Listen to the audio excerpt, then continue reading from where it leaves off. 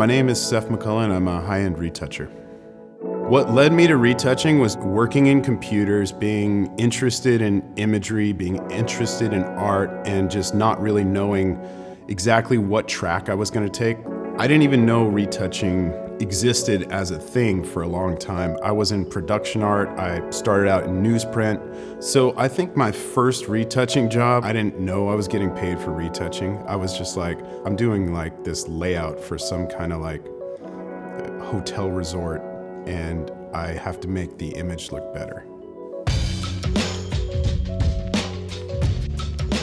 The woman who was feeding me super low-end kind of local graphic design work, she ended up getting a job at babycenter.com, and they had just tons of product that they put online, so she hired me over there.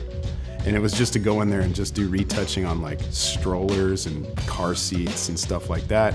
And that was when I first got into like figuring out what a production workflow was like for Photoshop, because we were just clipping all day, doing basic color correction, matching to some product. And that was when all of a sudden I realized that I was a retoucher. And then occasionally we get some lifestyle images that come in that they need for the website. So I end up getting those. And then I was like kind of doing higher level retouching and figuring that stuff out. Now I'm represented by an agency called Happy Finish, and I work a lot on Columbia, a lot of sports brands. I do a ton of Nike work.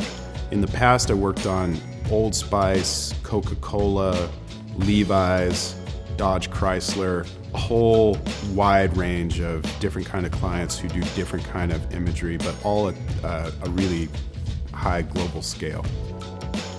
I don't really look at a whole lot of other retouching for inspiration. I go to other places because I think if you go to other places, you're able to bring something totally unique back to your craft.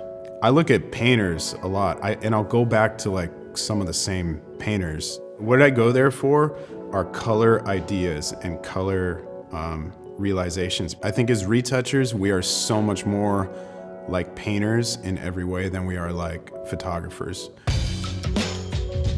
We use photography as raw materials to create paintings. That's the way that I think about it. What I want to see in an image of mine at the end or when it comes out is I want to see that I got something weird in there. And I'm not talking like creepy weird. I'm talking something unexpected that happens with color. Something that I got into that image that is non-traditional and doesn't rely on a convention that we're used to seeing.